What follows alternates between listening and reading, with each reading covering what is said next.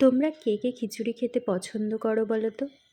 আমার তো খিচুড়ি খেতে ভীষণই ভালো লাগে।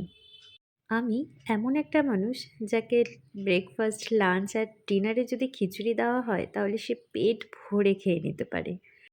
খিচুড়ির স্বাদ যেমনই হোক না কেন। আর বৃষ্টির দিনে খিচুড়ি তো বাঙালির ইমোশন। আর খিচুড়ির সাথে যদি চিকেন কষা পাওয়া যায় তাহলে তো সোনায় সোহাগা, তাই না? তাহলে আমার মতন খিচুড়ি পাগল কারা কারা আছো শুনি?